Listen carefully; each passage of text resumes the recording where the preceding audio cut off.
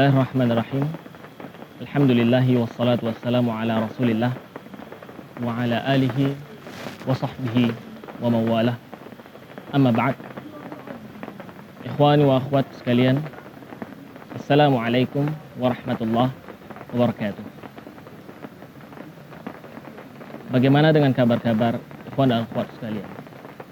Semoga Allah Subhanahu wa taala selalu memberikan rahmat dan hidayahnya serta memberikan al-afiyah kepada para ikhwan dan akhwat sekalian yang menyaksikan acara pada kali ini di tempat yang nikmat, damai, dan suasana yang menenangkan.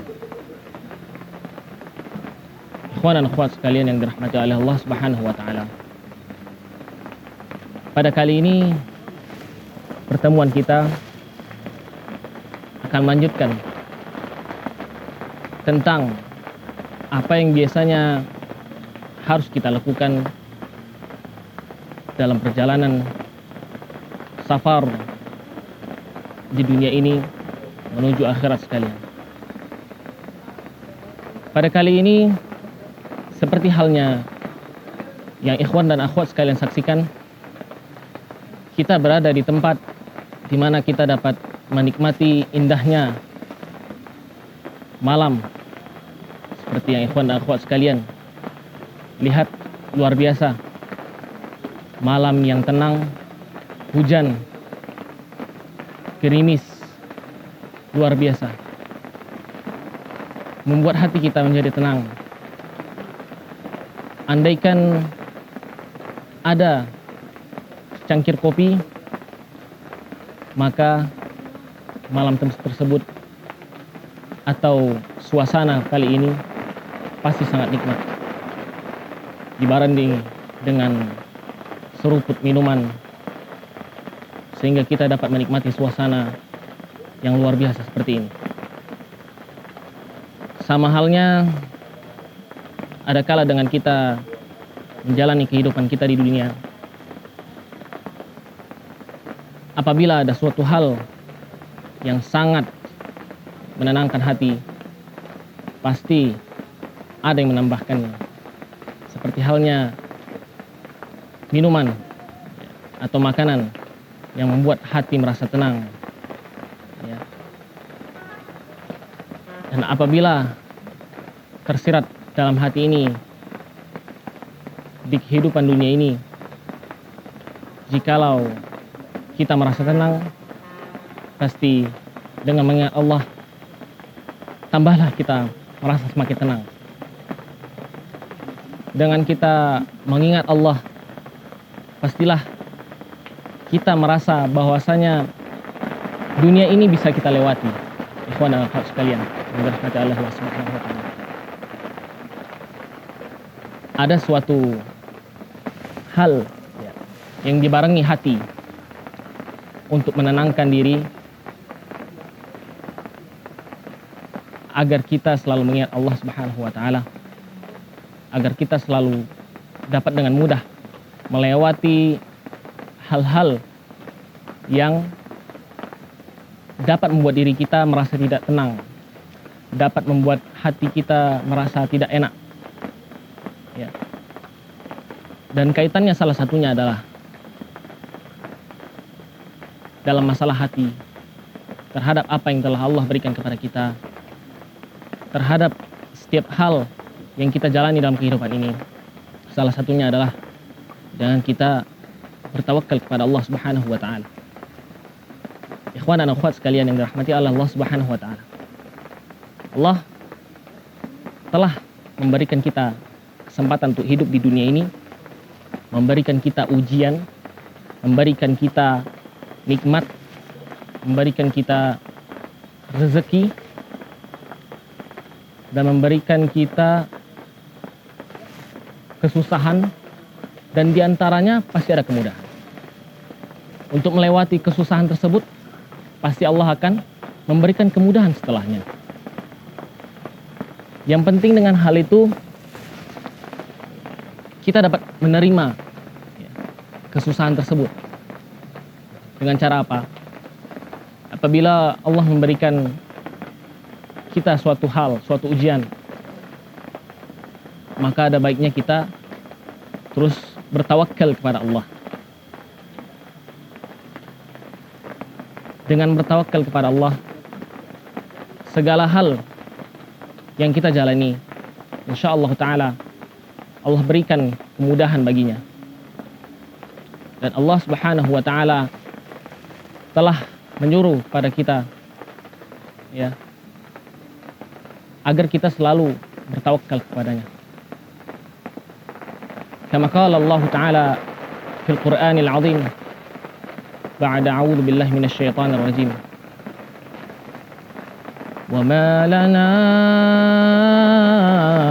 alla natawakkala 'ala Allah wa qad hadana subulana wa lanasbiranna 'ala ma adaitumuna wa 'ala Allahi falyatawakkalul mutawakkilun wa 'ala Allahi falyatawakkalul mutawakkilun.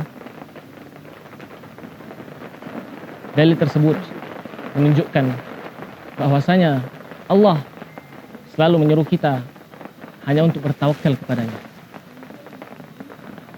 Dan selanjutnya kita akan memberikan penjelasan tentang tawakal yang sebenarnya setelah jeda berikut ini.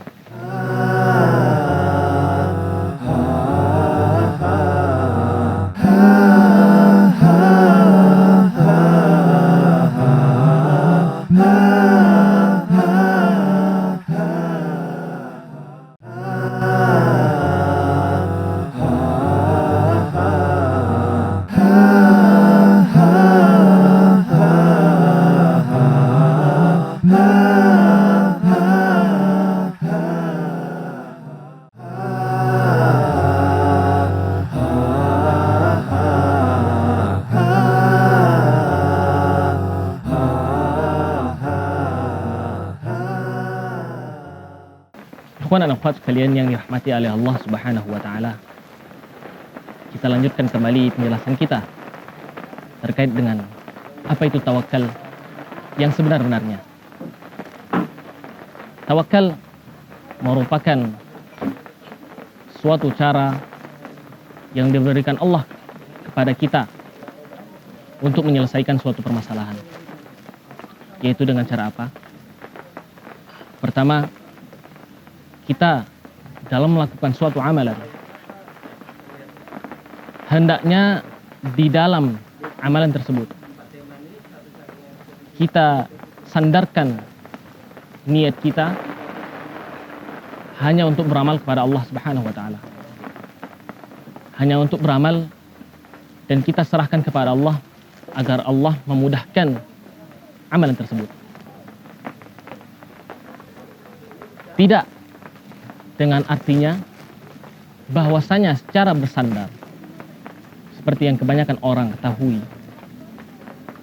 adalah dengan cara menyandarkan seluruh hal kepada Allah tanpa kita mengamalkan sesuatu. Maka makna tersebut bukan merupakan tawakal, bukan merupakan makna yang sejalan dengan tawakal. Akan tetapi hal tersebut merupakan makna dari kata tawakkul. Seperti halnya ada kisah pada zaman Rasulullah Sallallahu Alaihi Wasallam pada saat itu, wallahu a'lam, ya. Ada seseorang pada saat itu dia masuk ke masjid, akan tetapi dia membawa ontanya. Kemudian dia meletakkannya di masjid. Akan tetapi dia tidak pernah mengikat onta tersebut. Dia tidak mengikat sama sekali onta tersebut. Dan dia langsung bertawakal kepada Allah. Maka pada saat itu ada seseorang yang menjelaskan kepadanya Wallahu alam, entah itu setahu saya sendiri. Rasulullah SAW beliau bilang, orang tersebut bilang bahwasanya dia memasukkan ontanya di dekat daerah parkiran onta, kemudian masuk ke dalam masjid tanpa mengikat ontanya, dan dia bilang bahwasanya dia telah berserah diri kepada Allah agar ontanya tetap menjaganya. Akan tetapi orang yang melihat itu berkata, hendaknya engkau mengikat ontamu, karena sesungguhnya hal itu bukan merupakan sifat dari tawakal, tetapi tawakul, karena dia hanya membiarkan ontanya terparkir di sana tanpa mengikatnya, karena seakan-akan dia tidak takut bahwasanya onta tersebut akan lari. Akan tetapi wallahu alam, bisa saja onta tersebut Allah jadikan dia lari, karena tanpa hal tersebut kita tidak berusaha hanya meletakkan onta tersebut di dekat parkiran tanpa mengikatnya. Tidak ada usaha untuk mengikat sama sekali, padahal di situ ada tiang untuk mengikat onta tersebut. Akan tetapi dia tidak mengikat, maka hal tersebut merupakan bagian dari, bukan sifat dari tawakal, ya. bukan amalan dari tawakal. Akan tetapi dia hanya berserah diri kepada Allah atas segala hal, dia serahkan totalnya kepada Allah tanpa dia berusaha. Maka hal tersebut bukan merupakan sifat dari tawakal. Akan tetapi bagaimana tawakal itu sebenarnya? Ya. Kama qala Allah Ta'ala, sama seperti kisah, ya, surat pada saat Maryam, ya, Maryam sedang hamil, ya, ibunda Maryam, ibunda Nabi Isa alaihissalam, pada saat beliau sedang hamil, maka di dekatnya pohon kurma dan beliau sedang lapar, ya. Maka pada saat itu Allah turunkan Al-Quran, Allah turunkan kepada Nabi SAW. Allah ceritakan kisah tentang bunda Maryam, ya, ibundanya Nabi Isa alaihissalam. Apa kata Allah Subhanahu wa taala? A'udzu billahi minasyaitonir rajim. فناداها من تحتها ألا تحزني قد جعل ربك تحتك سريا وهزي إليك بجذع النخلة تساقط عليك رطبا جنيا فكلي واشربي وقري عينا فإما ترين من البشر أحدا فقولي إني نذرت بالرحمن صوما فلن أكلم اليوم إنسيا. Kata Allah Subhanahu wa taala bahwasanya Allah telah memerintahkan kepada Maryam di surah Maryam pada saat beliau sedang hamil. Allah memerintahkan beliau agar menurunkan, maksudnya menggoyangkan pohon kurma, ya, bahwasanya agar Maryam tidak bersedih. Alla tahzani qad ja'ala rabbuki tahtaki sariya. Ya. Allah telah memberikan padamu, ya, kesenangan, ya, maksudnya, ya. Dan Allah menyuruh Maryam untuk menggoyangkan an-nakhl, pohon kurma, ya, sedikit saja. Itu merupakan makna dari tawakul, sedikit saja agar kurma tersebut jatuh. Apa yang terjadi selanjutnya? Jangan kemana-mana, ya, tetap di sini saja agar kita lanjutkan kembali.